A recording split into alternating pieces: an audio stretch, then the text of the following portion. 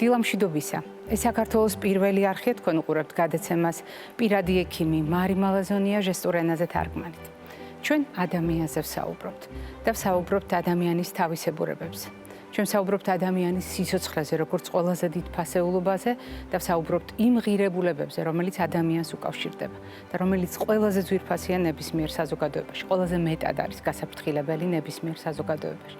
ჩვენ საუბრობთ ადამიანის სიცოცხლეზე, რომელიც წარმოუდგენელია ადამიანის სასიცოცხლო ფუნქციების გარეშე და ყვება გახლავთ ადამიანის სასიცოცხლო მოთხოვნილება და ჩვენი ორგანიზმის სასიცოცხლო ფუნქცია.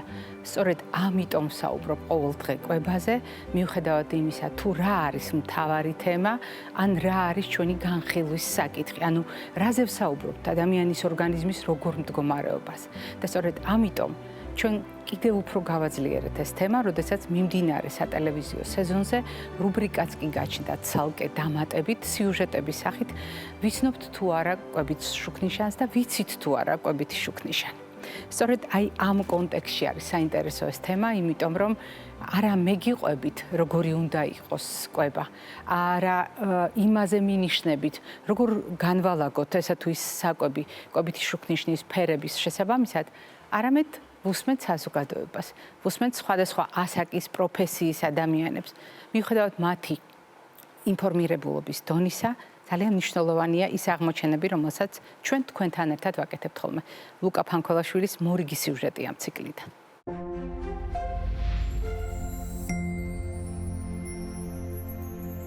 მე ვარ ლუკა უგერლიძე, ვარ 14 წლის და მე აქ მოვედი ჩემ მეგობრებთან ერთად. მე ვარ ბათა როყვა, 15 წლის, ირეკლი ზაალიშვილი, 15 წლის, დემეტრე ჯაფარიძე, 14 წლის და აქ მოვედი მეგობრებთან ერთად. ჩემი დამოკიდებულება ჭამასთან არც ისე კარგი არის, მაგრამ არც ძალიან ცუდი არის. ვიტყოდი რომ დახო ჩუაში ვარ, რა, მაინც არც კარგად ვარ, არც ცუდად. კვებას ძალიან სერიოზულად ვდგები, ხან სპორტსმენი ვარ, MMA-ზე დავდივარ და ჩემთვის ძალიან მნიშვნელოვანია კვება. ვფიქრობ რომ არ ჭამ ჯანსაღად ზოგადად, მაგრამ მინდა რომ შევცვალო. ბანანი ვიცი ჯანსაღი საკვებია და გემრიელად ხშირად მიცვა ხოლმე.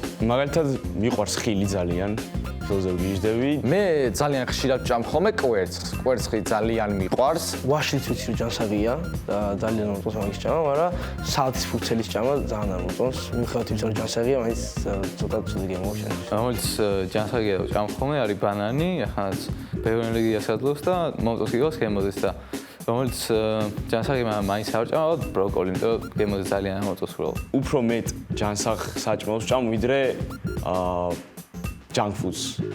მაგრამ მაინც ძალიან ბევრი junk food-ი მომდის ხოლმე და კვირაში ალბათ ერთის ბევრია. ჩემ ოჯახს არ აქვს კარგი მიდგომა fast food-თან დაკავშირებით და ცუდ საჭმელთან დაკავშირებით, მაგრამ მე მაინც ვჭამ აი ბურგერებს, ხორცს ხოლმე, ზეთიანს, ან რამეს ეგეც. ეს არის ხორცი და მე ამ ხორცს დავდებ მწვანეზე. ხორცი იმიტომ დავდე მწვანეზე, რომ აქვს ცილები, რაც ძალიან მნიშვნელოვანია ადამიანის ორგანიზმისთვის. ხორცი, ესეც მწვანე, ძალიან ბევრ პროტეინს შეიცავს და ერთ-ერთი ყველაზე საჭირო რამე არის კუნთზე შეიძლება.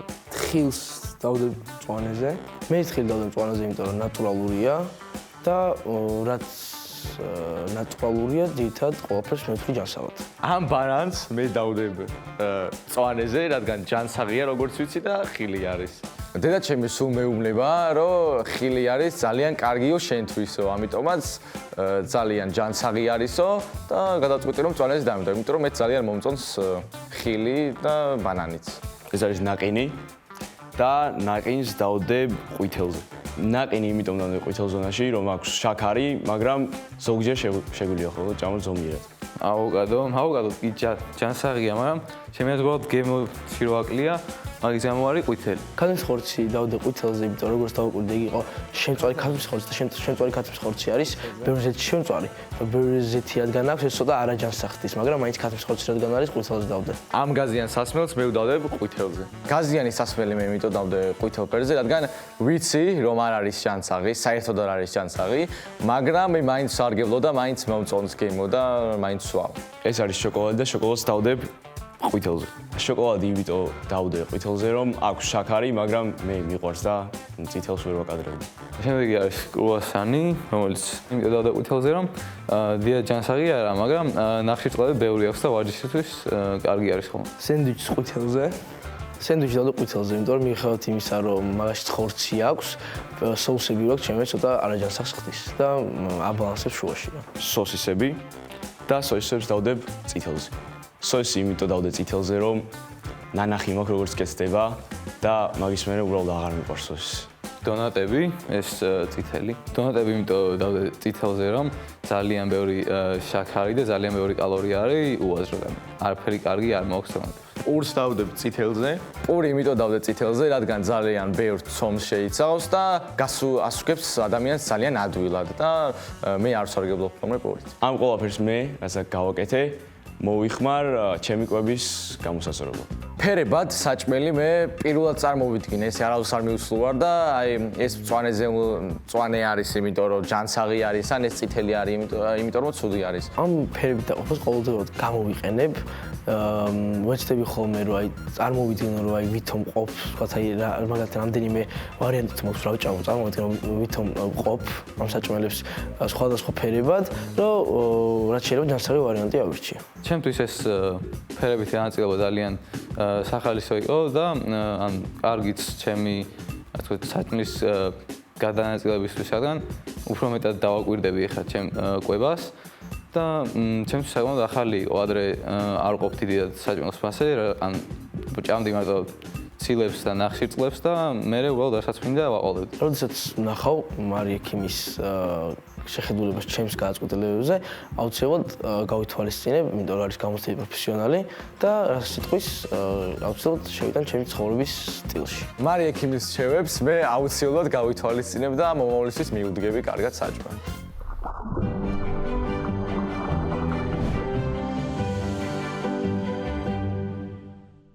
ძალიან დიდი მადლობა ბიჭებს ჩვენს გადაცემაში ჩართულობისათვის და ამ პროექტში ჩართულობისათვის.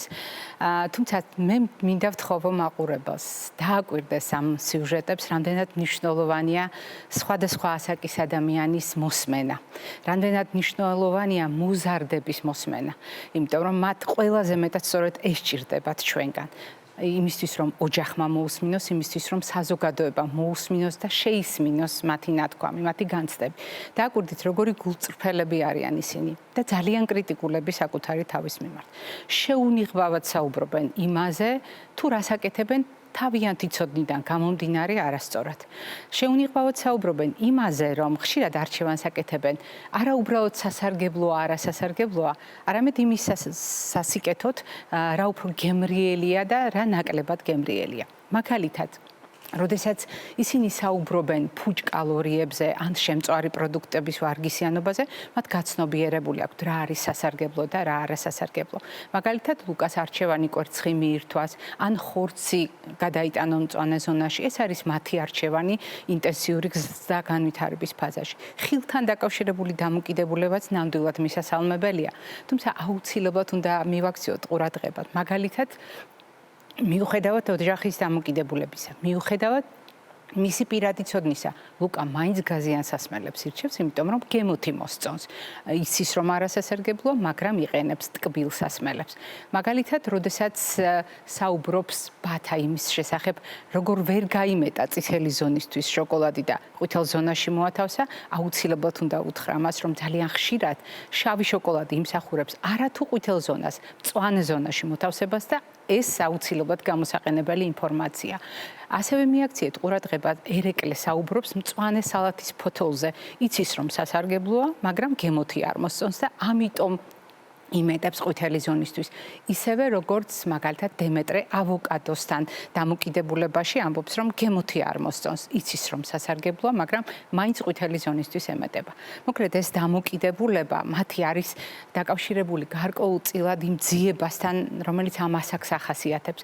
ის რომ იციან რა არის უკეთესი არჩევანი, იციან რა არის სასარგებლო, მე ძალიან მახარებს. თუმცა ის რომ საკუთარი გემოვნებით ირჩევენ პროდუქტებს, ესეც ძალიან მნიშვნელოვანია, იმიტომ რომ გარკვეულწილად ეს მათი თვითდამკვიდრების ერთ-ერთი ფორმაც არის. მე მომწონს, მე მირჩევნია, მე ვირჩევ. თუმცა არის ძალიან მნიშვნელოვანი ერთი ინფორმაცია, რომელსაც იმედია გაითვალისწინებენ. ცილებისა და ნახშირწყლების შეხამება ძალიან კარგია, ფუჭი კალორიების თავიდან აცილება ძალიან კარგია, მაგრამ ყველა ნახშირწყალი არ გახლავთ ერთნაირად კარგად გამოსაყენებელი, მით უფრო თუ ფუნთუშეულის ან საკონდიტრო ნაწარმის ხარჯზე შევივსებთ ამ ნახშირწყლებს, გარწმუნებთ ეს არ იქნება ცილებთან კარგი კომბინაცია. ასეთ დროს ხილი, ბოსტნეული, მთლიანი მარცვლეული უკეთესი ნახშირწყალი იქნება თქვენი ფიზიკური განვითარებისათვის. ეს იყო მოკლე შეფასება იმისა, რაც მე ვნახე და მოვისმინე, ძალიან მიხარია, რომ მქონდა ამის შესაძლებლობა და ჩვენ დღეს კაცებზე გავაგრძელებთ საუბარს, შემთხვევით არ ვისაუბრეთ დღეს მათი კვების თავისებურებებზე და კვების რეალურ მოდელზე, მოზარდ და მაგალითზე და რატომ არის დღევანდელი თარიღი მამაკაცის ჯანმრთელობისათვის ასე მნიშვნელოვანი. ამას უკვე შემდეგ გადაცემის ნაწილებში გავარკვევთ.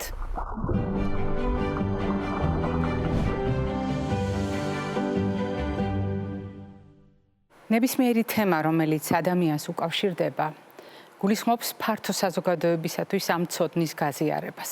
რატომ? იმიტომ, რომ ერთი მხრივ ადამიანი სოციალური არსებაა და ჩვენ ერთმანეთის გარეშე არსებობა და ცხოვრება არ შეგვიძლია. მეორე მხრივ ძალიან მნიშვნელოვანია საზოგადოებამ გააცნობიეროს, რა ტკივილი ან პრობლემა შეიძლება კონდეს ჩვენი საზოგადოების თითოეულ წევრს. სწორედ ამიტომ არის მნიშვნელოვანი ვიცოდეთ ერთმანეთის სატკივარი და ვიცოდეთ ამ პრობლემების შესახებ და არსებობს ამასთან დაკავშირებით სწორედ ცნობადობის დღეები. ვიცოდეთ დაავადება, ვისწავლოთ დაავადება. თქვენ გახსოვთ ჩვენი გადაცემის მთავარი სათქმელი და ჩემი მთავარი ფრაზა.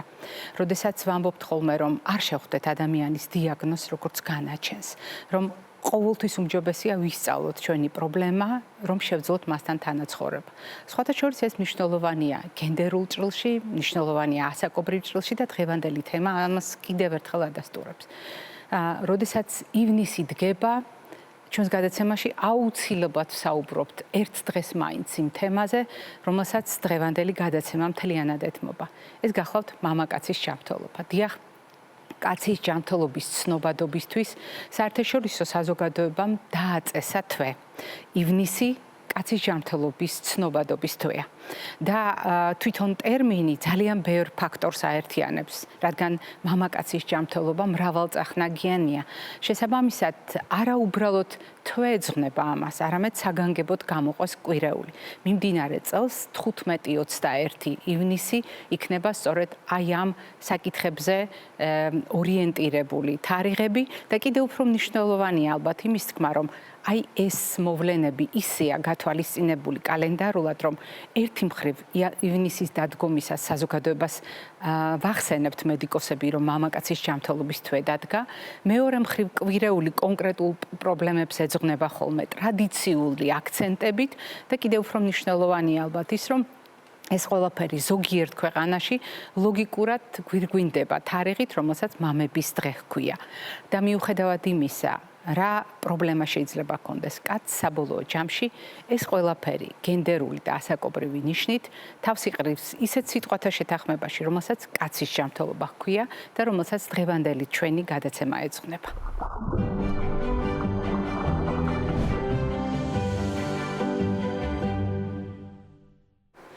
ჩვენ ვაგრძელებთ საუბარს და როგორც გადაცემის შესავალში უკვე მოგახსენეთ, დღეს განსაკუთრებული სიყვარულით და პასუხისმგებლობით საუბრობთ კაცების ჯანმრთელობას.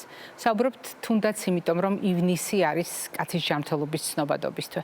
თუნდაც იმიტომ, რომ ოფიციალურად საერთაშორისო კვირეული დაიწყება რამდენიმე დღეში და მთელი მსოფლიო 15-დან 21 ივნისის ჩათვლით სხვადასხვა სამედიცინო პრობლემას სწორედ კაცის ჯანმრთელობის ჭრილში განიხილავს. შემდეგ ეს ყველაფერი მამების დღემდე მიდის, თუმცა მანამდე ჩვენ გვაქვს დღევანდელი გადაცემა და ჩვენი გადაცემის ძალიან დიდი ხნის მეგობარი და გულშემატკივარი გახლავთ დღევანდელი ჩვენი გადაცემის სტუმარი. და ეს სრულიად ბუნებრივი და ლოგიკურია, რადგან იგი გახლავთ სწორედ საქართველოში მამაკაცის ჯანმრთელობის ასოციაციის დამფუძნებელი და პრეზიდენტი, იგი გახლავთ ექიმი უროლოგი, მედიცინის მეცნიერებათა დოქტორი, პროფესორი ბატონი გიორგი ბოჭორიშვილი. დილამშვიდობისა ბატონ გოგი. სალამი. ყოველთვის მიხარია თქვენი სტუმრობა და მეც მიხარია თქვენთან. სტუმრობა თქვენ სტუდიაში ყოველთვის საინტერესო საუბრები გამოგდეს. ნამდვილად და ძალიან დიდი მადლობა იმ შესაძლებლობისთვის, რომ ამდენი წელია ჩვენი მეგობრობა და თანამშრომლობა გრძელდება და დღევანდელი ჩვენი შეხვედრა არის ტრადიციული. მოდით გავახსენოთ მაყურებელს, რომ ჩვენ პირველად არ ხვდებით ამ კვირეულთან დაკავშირებით, მამაკაცის ჯანმრთელობის ცნობადობის თვესთან დაკავშირებით. პირიქით, ეს ტრადიციაც არის ჩვენს გადაცემაში, როდესაც თქვენ მობრძანდებით და აქტუალურ საკითხებზე, რომელიც მამაკაცის ჯანმრთელობას უკავშირდება, აი ამაზე ვამახვილებთ ყურადღებას. დღეს ჩვენ კიდევ ერთი საბაბი გვაქვს, იმიტომ რომ ხვალ ძალიან მნიშვნელოვანი კონგრესი დაიწყება საქართველოში. და თქვენი ინიციატივით ეწყობა ეს კონგრესი საქართველოში. ძალიან ბევრი ჩვენი უცხოელი კოლეგა მიიღებს ამაში მონაწილეობას. მე მოგრძალებით ვიტყვი, რომ მეც მონაწილეობ, დიახ, მეც მონაწილეობ და მადლობა ამ შესაძლებლობისთვის. თუმცა, როდესაც ჩვენ საუბრობთ ამ მოვლენაზე, რატომ აღმოჩნდა საინტერესო ბევრი დარგის ექიმისათვის ეს თემა, რატომ არის აქტუალური და რა სათქმელი დაუგროვდა საერთაშორისო სამედიცინო საზოგადოებას, რომ თბილისში ჩამობრძანდებიან და ხვალიდან დაიწყება ამ თემაზე აი ამ სხვადასხვა დარგის სპეციალისტთა მსჯელობა კაცის ჯანმრთელობაზე. დიდი მადლობა, მარი. ხვალ მართალი ბრძანდებით, ხვალ 6 ივნის იწყება მამაკაცის ჯანმრთელობის რიგით მე-9 კონგრესი, რომელიც ეძღვნება მთლიანად თავიდან ბოლომდე ყველა პრობლემას, რაც მამაკაცთან არის დაკავშირებული. ამიტომ ამ კონგრესის პროგრამაში, რომელიც 2 დღეანია 6 და 7 ივნის, გათვალისწინებულია მოხსენებები სხვადასხვა სპეციალობის ექიმებისა. აქ არიან ნევროლოგები, აქ არის ფსიქოლოგი, აქ დანდებით თქვენ, აქ არის კარდიოლოგი, ენდოსკოპისტი და ცხადია უროლოგები. ხო, ну თავისთავად უროლოგებით. და ჩვენ კიდევ ერთხელ ვცდილობთ ყურადღება გავამახვილოთ სამედიცინო საზოგადოების სხვადასხვა სპეციალობის ექიმებთან ერთად იმ პრობლემებზე, რომელიც ესოდენ მნიშვნელოვანია და დაკავშირებულია მამაკაცის ჯანმრთელობასთან. საერთოდ ერთი ხანდახან წარმოიქმნება ხოლმე საკითხი, რომ აი რა საჭიროა აი ესე ცალკე მამაკაცის ჯანმრთელობას საუბარად. თქვენ წარმოიდგინეთ, მე ეხლა შეიძლება ესეთ სტატისტიკა მოვიყვანო, რომ ეს გარკვეულად დამაბნეველიც კი იყოს საზოგადოებისთვის. თქვენცეთ არსებობს ესეთი ამერიკის შეერთებულ შტატებში ჯანმრთელობის ნაციონალური ინსტიტუტი, ხო? National Institute of Health. რომელიც სხვადასხვა სფეროდან ინსტიტუტს აერთიანებს. ხო. და იქ მაგალითად 2400 პროექტიდან რომელიც არის თქვათ ბიუჯეტით დაფინანსებული, აღმოჩნდა, რომ 4.5 მილიარდამდე კვლევა არის მიმართული ქალის ჯანმრთელობისადმი და კაცის ჯანმრთელობისადმი არის მიმართული 2.5 მილიარდი. ანუ მნიშვნელოვანი განსხვავებაა. და სათაურებში, კვლევის პროექტების სათაურებში გოგონა და ქალი თქვათ არის 58 ჯერ და 522 ჯერ ნახსენები და ჭაბუკი და ბიჭი არის 22 ჯერ და 75 ჯერ. ესე ხედავთ როგორ დისპროპორცია. ამიტომ ანალოგიური სიტუაცია ევროკავშირში. და ამიტომაც გახდა აუცილებელი, რომ მთელ რიგ ქვეყნებში, ევროკავშირში და სხვაგანაც დაიწყო სახელმწიფო თვალსაზრისით ძალიან აქტიური პროგრამები, რომ შექმნილიყო სახელმწიფო სტრატეგია მამაკაცის ჯანმრთელობის მდგომარეობის უკეთ სამართავად. და შესაბამისად გასაუმჯობესებლად. და გასაუმჯობესებლად. თქვენცით რომ ეხლა როცა ვლაპარაკობთ თქვათ მამაკაცის ჯანმრთელობაზე, კი, რასაკვირველია, ერთ-ერთი უხშირესი დაავადება გახლავთ პროსტატის კიბო. ონკოლოგიური დაავადება, რომელიც არის რიგით მეორე მსოფლიოში და მამაკაცებს ძალიან სერიოზულ პრობლემას წარმოადგენს და რატომღაც ასოცირდება რომ ესე იგი უროლოგების საქმე მხოლოდ ეს გახლავთ. ამ დროს არანაკლებ მნიშვნელოვანი პრობლემა ერექციული დისფუნქცია. ესე იგი რომელიც არის ძალიან ხშირად დაკავშირებული პროსტატის კიბოს რადიკალურ მკურნალობასთან და მომყოლია ხშირად ამ დაავადების მკურნალობის შემდეგ ძალიან ბევრ მამაკაცს ეს პრობლემა ისევ როგორც ჩარტში შევკავებულობა აწუხებს. ამიტომ ეს პრობლემები ძალიან მნიშვნელოვანია და აღმოჩნდა რომ აი მაგალითად ერექციული დისფუნქციის სამკურნალოდ ძალიან ხშირად გაუთვით ცნობიერებლად მამაკაცები ერთვებიან ისეთ მკურნალობაში, ისეთ მედიკამენტებს იღებენ, ან ვიღაცის მონაყოლი, ან გზაში გაგონილი, ან სამარშრუტო ტაქსში, ან სოციალური ქსელიდან, ან თქვენ წარმოიდგინეთ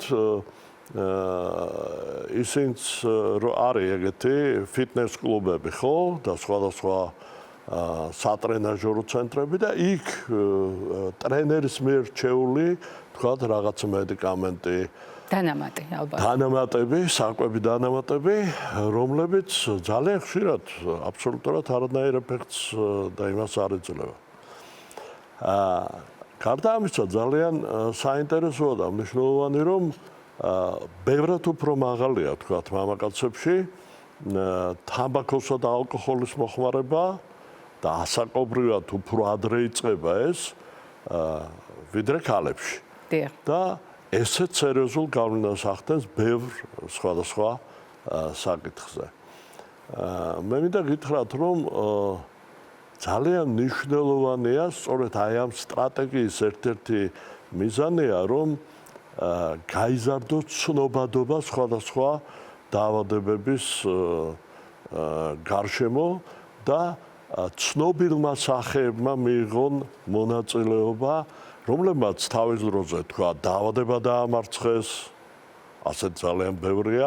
აი მაგალითად ინგლისში ცნობილი კრის ჰიუ, რომელიც იყო 6-გზის ოლიმპიური ჩემპიონი ველორბოლაში, წარმოიდგინეთ 6-გზის ოლიმპიური ჩემპიონი, რომელსაც დაუდგინდა მეტასტაზური პროსტატის კიბო და მან ამის შესახებ ხმამაღლა დაიწყო საუბარი. და როგორც კი მან ამის შესახებ განაცხადა, რომ ის ჩართულია პროგრამაში, რომ ის ებრძვის ამ დაავადებას, არის ინგლისში ესეთი სისტემა, ჯანმრთელობის ნაციონალური სისტემა ქვია, National HMSC და ამ სისტემაში როგორც კი მან ეს განცხადება გააკეთა, 7-ჯერ გაიზარდა კითხვებმა დაკავშირებულმა წამიერად მოხდა ეს 7-ჯერ გაიზარდა კითხვები, რაც დაკავშირებული იყო პროსტატის კიბოს მკურნალობასთან. ან მაგალითად აიღეთ ამერიკის შეერთებულ შტატებში 91 წელს კანზასელმა სენატორმა ბობ დოულმა გაიკეთა ოპერაცია რადიკალური პროსტატექტომია პროსტატის კიბოს გამო, ეს მას გაუკეთა ძალიან დიდმა ქირურგმა ვილიამ კატალონამ. და 96 წელს ის მონაწილეობდა საპრეზიდენტო მარათონში ბილ კლინტონის წინააღმდეგ რესპუბლიკელებისგან. და აქ იყო ლაპარაკი იმაზე, რომ ბობ დოულს ჰქონდა პროსტატის კიბო, მან დაამარცხა პროსტატის კიბო, ის არის დღეს აბსოლუტურად ჯანმრთელი, ამიტომაც მონაწილეობს. თქვენ წარმოიდგინეთ, რომ აი ესეთი რამ რო წარმოვიდგინოთ ქართულ საზოგადოებაში, ხო? მე მყავს მეგობარი, ძალიან ცნობილი, მე არ მინდა ახლა მის ნებართვის გარეშე მისი სახელი და გვარი გავახმოვანო, ძალიან ცნობილი მწერალი, საზოგადო მოღვაწე, პუბლიცისტი, რომელმაც 20 წლის წინ დაამარცხა ხოჩკინის ლიმფომა. და ამას დაწერა, რომ მე აი ვიბრძოლე, დავამარცხე ხოჩკინის ლიმფომა, ეხლა მას სხვა სიმსივნე აქვს. და ამასაც ებძვის და ამასთან ამას რო ებძვის, თან არაჩვეულებრივ არაჩვეულებრივ წიგნებს გამოცემს და ამას წინათაც ვიყავით მისი შესანიშნავი წიგნის პრეზენტაციაზე. ანუ მან ამის შესახებ არ დამალა დაწერა. ამას ძალიან დიდი მნიშვნელობა აქვს, როცა საზოგადოების აქტიური წევრები ამაში არიან ჩართულები. ეს არ დაუმალია არც პაუელს, არც შვარცკოპს, არც დენიროს, რომელმაც პროსტატ სკიბო დაამარცხეს. სხვათა შორის გამახსენდა უილ ბროსნანის აღიარება, რომელმაც პირველმა თქვა ფილტვის სკიბოსთან დაკავშირებით და ანტინიკოტინური კამპანია სწორედ ამას უკავშირდება, იმიტომ რომ დიდი შვირდეულიდან ერთ-ერთი პერსონაჟი, რომელიც გამოდის საჯაროდ და ამერიკას ეუბნება, რომ მე იმიტომ მაქვს ფილტვის სკიბო, რომ ბევრს ვეწეოდი და არ გაუფრთხილდი საკუთარ თავს. ეს იყო მთავარი იმპულსი. ამას ძალიან დიდი მნიშვნელობა. დიახ, ამიტომ არსებობს ჩვენს გადაცემაში მე დავამარცხე კიბო რუბრიკა, სადაც წლების მანძილზე ბოლო 17 წელია ნამდვილად შემიძლია ვთქვა, მოდიან ადამიანები, ყვებიან და ამას ძალიან დიდი ძალა აქვს. თუმცა მე მინდა ვისარგებლო დღეს შემთხვევით ბატონო გოგი, რა კი კაცის ჯანმრთელობაზე ვსაუბრობთ. ძალიან მნიშვნელოვანია არა უბრალოდ გენდერულ ჭრილში დავინახოთ ეს საკითხი, არამედ იმ თემასაც შევეხოთ, რომელიც თქვენ ძალიან გიყვართ და რომელზედაც ყოველთვის ძალიან დელიკატურად ამახვილებთ ხოლმე ყურადღებას. ეს არის ასაკობრივ ჭრილში, იმიტომ რომ ჩვენ რატომღაც გონია სიტყვათა შეთანხმება ხშირ შემთხვევაში სტერეოტიპულად კაცის ჯანმრთელობა, მამაკაცის ჯანმრთელობა რატომღაც მხოლოდ ზრდასრული, ან ზოგჯერ უკვე ასაკოვანი ადამიანები განიხილება.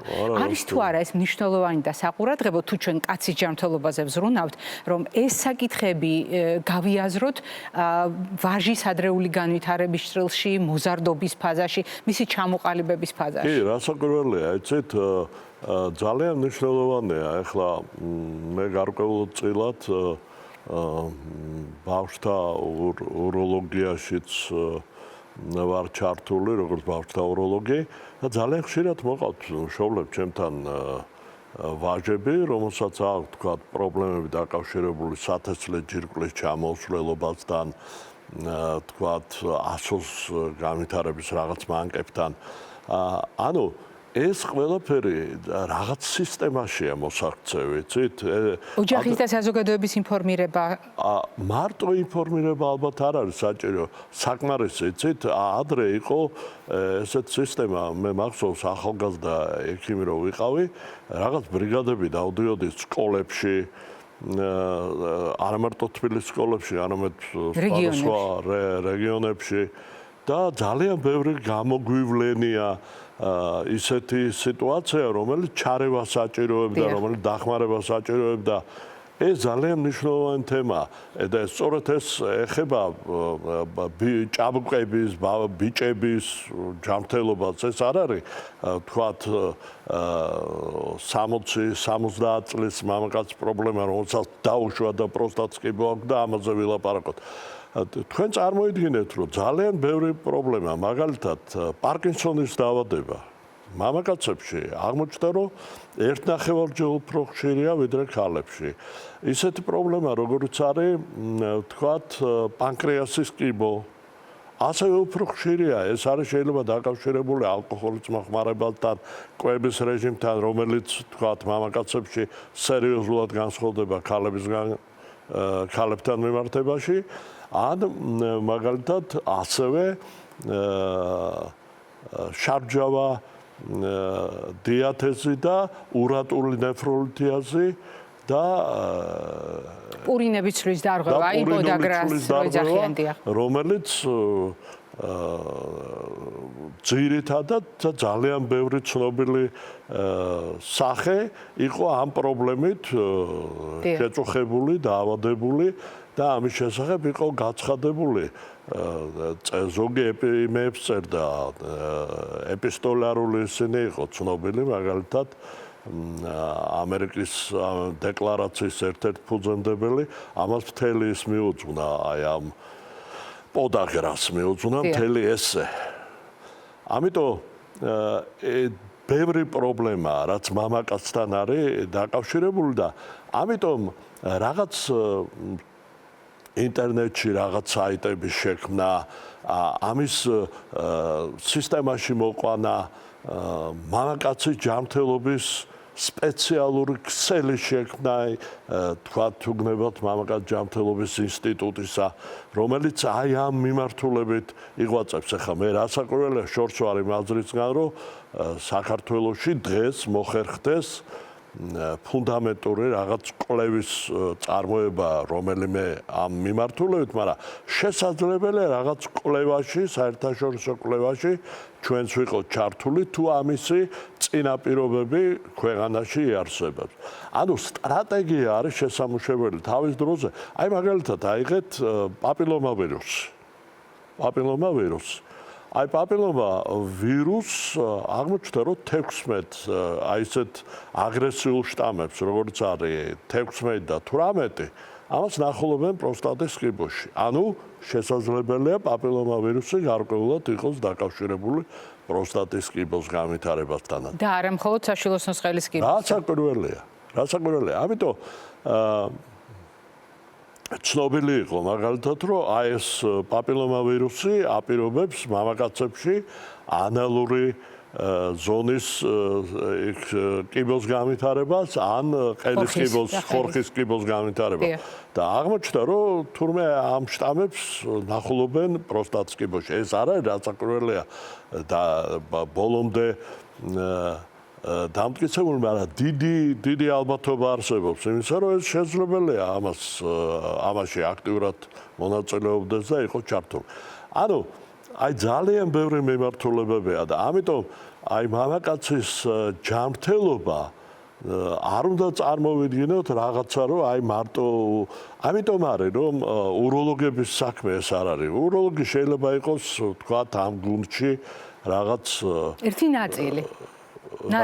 ერთი გარკვეული ნაწილი, მაგრამ არა, შეიძლება გარკვეული ნაწილი და შეიძლება კაპიტანიც იყოს, ეცით? კაპიტანი იყოს, კი ბატონო. ხო, მაგრამ ის რომ თქვათ გულსიზართა პრობლემები, თავისებურებები, თქვათ ონკოლოგიური დაავადებების მიმდინარეობისა მამაკაცებში და ქალებში განსხვავებულია. მიუხედავად იმისა, რომ ონკოლოგია იქ არის რაღაც თავისი, იმიტომ გითხარით მე მოგახსენეთ თქვათ იგივე ტვინის დაბერება მაგალითად მამაკაცებში ბევრად უფრო ადრე იწყება და გულსიზართა დაავადება ერთი დეკადით ადრე იწყება ვიდრე ქალებში.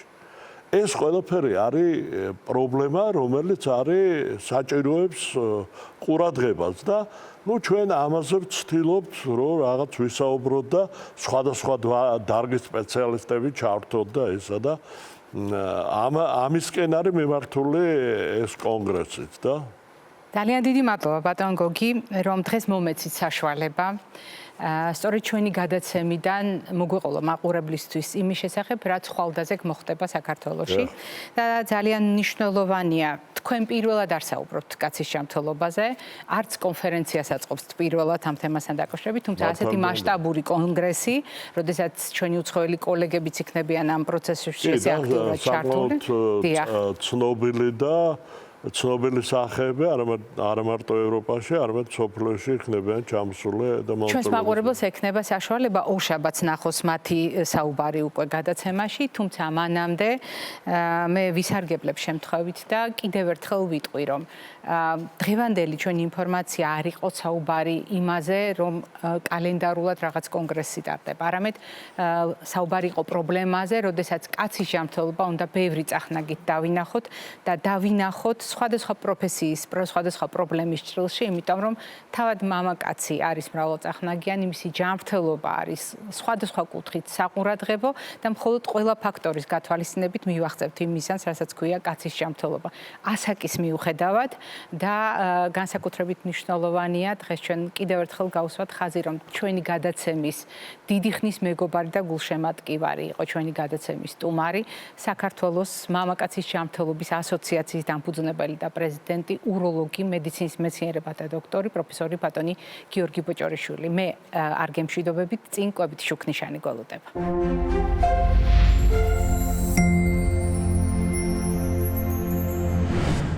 ჩვენი რუბრიკა, რომელიც კვებით შუქნიშანს გულისხმობს, არის გარკვეულწილად ნაკრები ინფორმაციისა, რომელიც ამ თემასთან დაკავშირებით გვინდა რომ გაგიზიაროთ ხოლმე. მაგრამ ყველაზე მნიშვნელოვანი ამ სათქმელში არის ჩვენი ორიენტირი. კვებითი შუქნიშანი.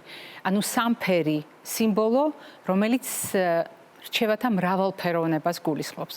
კიდევ ერთხელ გაგახსენებთ იმას, რასაც წლების მანძილზე ვიმეორებთ. არ არსებობს უნივერსალური კვების მოდელი, რომელიც ყველა ადამიანს ერთნაირად წაადგება.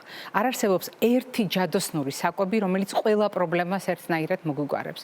და ყოველთვის უნდა გავითვალისწინოთ ის ვისთვისაც ამას ვაკეთებთ, ის ვისთვისაც ჩვენ საუბრობთ და დღეს ჩვენ საუბრობთ კაცებისთვის. საუბრობთ მამაკაცის ჯანმრთელობაზე და საუბრობთ კაცის ჯანმრთელობაზე კვების ჭრილში და უნდა გავიხსენოთ აუცილებლად, რომ კვება არ არის იზოლირებული სასიცოცხლო მოთხოვნილება.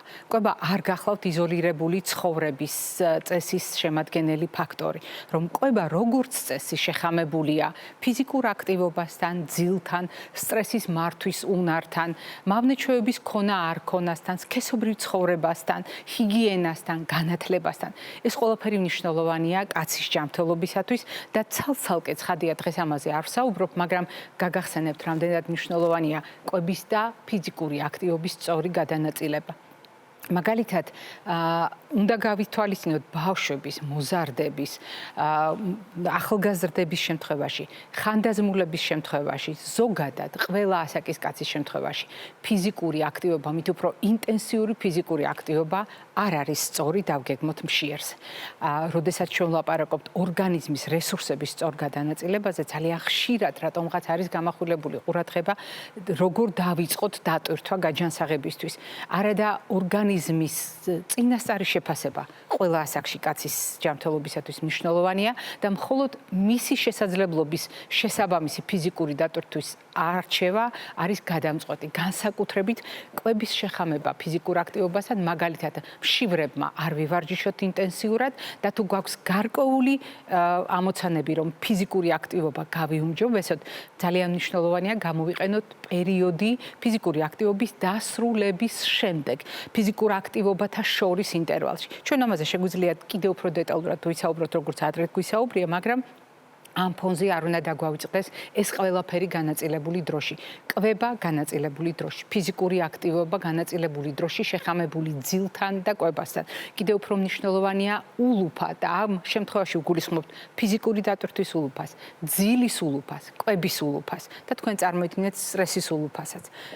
ულუფას, რომელიც საბოლოო ჯამში გნებავთ ფიზიკური აქტივობის ხარვეს უკავშირდებოდეს, გნებავთ კვების, გნებავთ ძილის ან სტრესის მართვის ხარვეს, ეს ყველაფერი სასწორზე აისახება. იმ სასწორზე, სადაც მამაკაცისათვის როგორც წონის დეფიციტი, ასევე სიჭარბე არის დიდი პრობლემა და განსაკუთრებით გასათვალისწინებელია იმ ჭრილში, რასაც ჩვენ ქრონიკულ ანთებას, სისტემურ ანთებას უწოდებთ. დიახ, წონის კიდურა მდგომარეობები, დეფიციტი და სიჭარბე.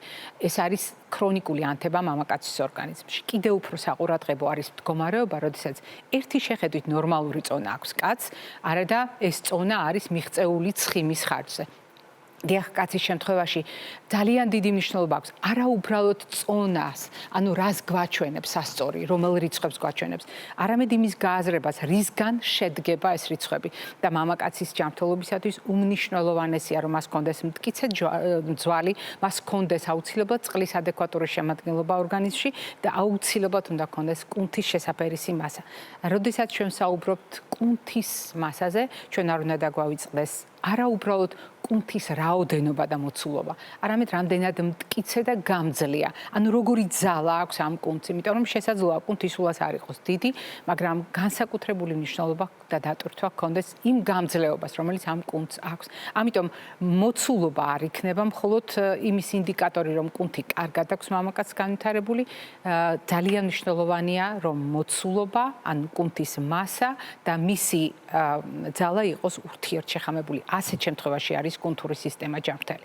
წყლის ადეკვატური მოხმარება. ეს არის ჩვენი ყოველი რეკომენდაციის საფუძველი და მე ვფიქრობ ამაზე არც კი ღირს გაჩერება, მხოლოდ შეხსენებაა საჭირო, რომ მამაკაცი, რომელიც ფიზიკურად აქტიურია, მამაკაცი, რომელიც ხელგარემოში მუშაობს, მამაკაცი, რომელიც მაგალითად გათბობას ხშირად იყენებს ავტომობილში ან იმ სივრცეში, სადაც მას დიდხანს სჭირდება დაყოვნება, უყვარს ცხელი შხაპის მოხმარება, მიირთმევს მლაშე საკვებს, ალკოჰოლის მიმართ არ არის გულგრილი. ყველა ამ შემთხვევაში კაცს სჭირდება მეტი წყლის მოხმარება, იმისთვის, რომ ორგანიზმის დანაკარგი ჯერ შეავსოს და მერე ფიზიოლოგიური მოთხოვნილება დაიკმაყოფილოს.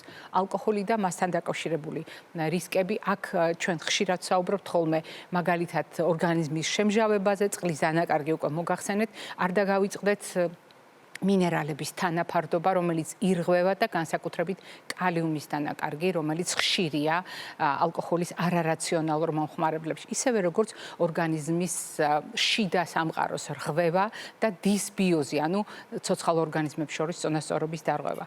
შაქარი, დამატებული შაქარი, რა თქმა უნდა, ეს არის ახალგაზრდა ვაჟებისთვისაც ძალიან საყვარელი და დღევანდელმა ჩვენმა გადაცემამ ამაში კიდევ ერთხელ დაგვარწმუნა, ასევე მაგალითად ნებისმიერ ასაკში. განსაკუთრებით ასაკის მატებასთან ერთად შეიძლება კიდევ უფრო შეუყვარდეს კაცს ტკბილეული. ეს არის ზუსტად ის პროდუქტი, რომლის მიმართაც ჩვენ გვჭირდება სიფრთხილე, იმიტომ რომ არანახშირწყლებია სალანძღავი პროდუქტი, არამედ დამატებული, ადვილად შეთვისებადი ნახშირწყლები, რომელიც ფუჭ კალორიებს გვაძლევს და პრაქტიკულად არ გვაძლევს საკვებ ნივთიერებებს. მლაშე პროდუქტები, ნაჯერი ცხიმებით დატვირთული პროდუქტები, ტრანსცხიმებით დატვირთული პროდუქტები, ეს არის ყველასთვის დიდი ტვირთი და გახლავთ უზარმაზარი ტვირთი კაცისთვის, რომლის ჯანმრთელობა განსაკუთრებით მგრძნობიარეა ამ პროდუქტების მიმართ, იმიტომ რომ გულსისახვთა დაავადების რისკი, რომელიც ჩუმად შეფარვით მოიმატებს, ონკოლოგიური დაავადებების რისკი, ბოლოს და ბოლოს დაბერება, რაც ძალიან საყურადღებოა.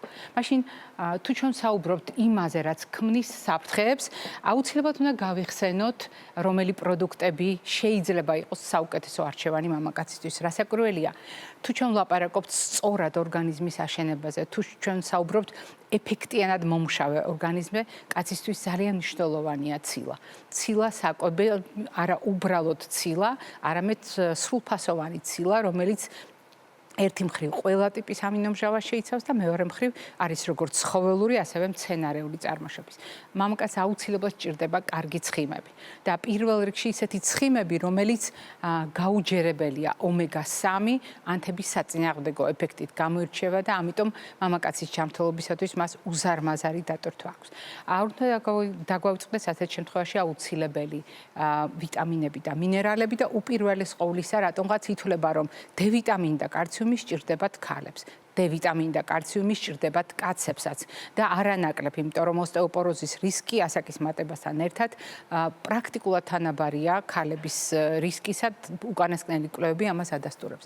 არ უნდა დაგვავიწყდეს მაგალითად აუცილებელი მინერალები, რომელთა შორის მამაკაცის ჯანმრთელობისათვის აუცილებლად უნდა გამოვყოთ მაგნიუმი და მისი შევსების შესაძლებლობა სხვადასხვა წყაროთი იქნება ეს მწვანე ფოთლოვანი მცენარეები, იქნება ეს მაგალითად სხვადასხვა სახის თხილეული, მარცვლეული, ბურღულეული თუ სხვა, ისევე როგორც თუთია, რადგან მამაკაცის ჰორმონული ჯანმრთელობა, მამაკაცის ასაკობრივ ჭრილში ჯანმრთელობა, მამაკაცის იმუნიტეტის ჯანმრთელობა წარმოუდგენელია თუთიის გარეშე და თუთიასაც საკმაოდ დიდი ჩამონათვალია იმ პროდუქტების თუთიის შემთხვევაშიც, რომელიც მისი შევსების შესაძლებლობას გვაძლევს, როგორც ცხოველური წარმოშობის, მაგალითად ხორცი, თევზეული ან მცენარეული წარმოშობის პროდუქტების სახით მარცვლეულ ბურღულეული, პირველ რიგში ეს არის სხვადასხვა სახის თესლი და თხილეული.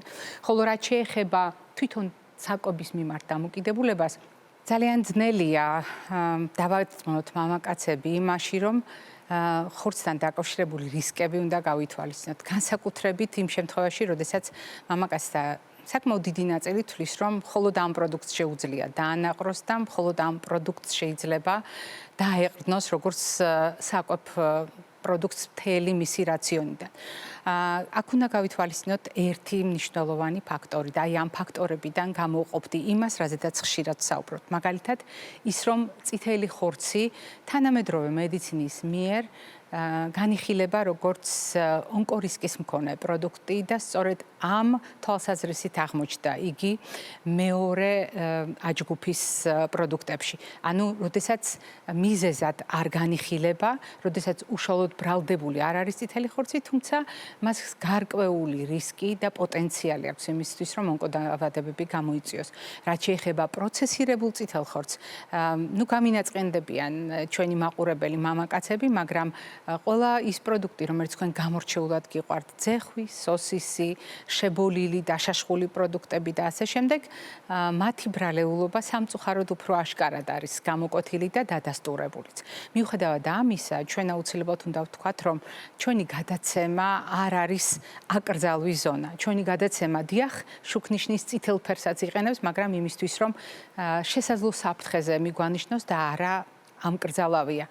იგი მხოლოდ შეგვახსენებს იმას, რომ ასეთი პროდუქტების გამოყენება ურთიერთშეხამებით ძალიან მნიშვნელოვნად შეამცირებს რისკებს. მაგალითად, მაშინ, როდესაც ვიყენებთ ბოსტნეულს. დიახ, ბოსტნეულის, ხილის გამოყენება მამაკაცის რაციონში, მარცვლეულ ბურღულეულის და მით უფრო მთლიანი მარცვლეულის გამოყენება არის უმნიშვნელოვანესი ინსტრუმენტი იმისათვის, რომ კვების ფაქტორებით გამოწვეული ესა თუ ის ხარვეზი გამოვასწოროთ.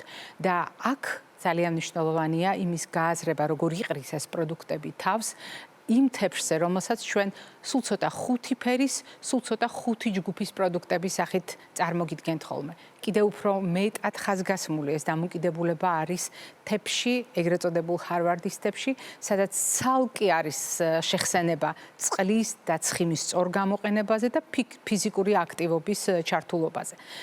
განსაკუთრებით მნიშვნელოვანია ბოლო კვლევებით დადასტურებული ინფორმაცია, რომ მამაკაცის ჯანმრთელობისათვის ხმელთაშუა ზღვის კვების მოდელი შეიძლება იყოს გადამწყვეტი და მისი ჯანმრთელობისთვის, დღეგრძელობისთვის ეს არის ის ნაკრები პროდუქტებისა, რომელიც მის ჯანმრთელობას ყველაზე მეტად წაადგება და არაუბრალოდ ნაკრები, არამედ ისეთი კანონზომიერება თავის კვებით მოდელში და სოციალური კომუნიკაციის ჭრილში, რომელიც უზრუნველყოფს სწორედ კაცის ჯანმრთელობას.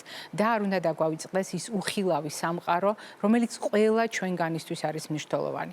როდესაც ჩვენ საუბრობთ ორგანიზმის ხილულ და უხილავ პროცესებზე, უნდა გავითვალისწინოთ, რომ ჩვენი სხეულით ვატარებთ უხილავ სამყაროს სახელმწიფოს შიგნით და ეს გახლავთ ჩვენი კუჭ-ნაწლავის ტრაქტი, ეს გახლავთ ჩვენი ნაწლავი უპირველეს ყოვლისა თავისი მიკრობიომით და მიკრობიოტათით, რომელიც აღმოჩნდა, რომ მამაკაცის ჯანმრთელობისათვის შეიძლება გადამწყვეტი ფაქტორი იყოს. მე იმედი მაქვს ჩვენი მაყურებლები ამას გაითვალისწინებთ და როგორც ყოველთვის მე დღესაც საგემშვიდობებით ამ სიტყვებით ჯანმრთელობას და დღეგრძელობას გისურვებთ.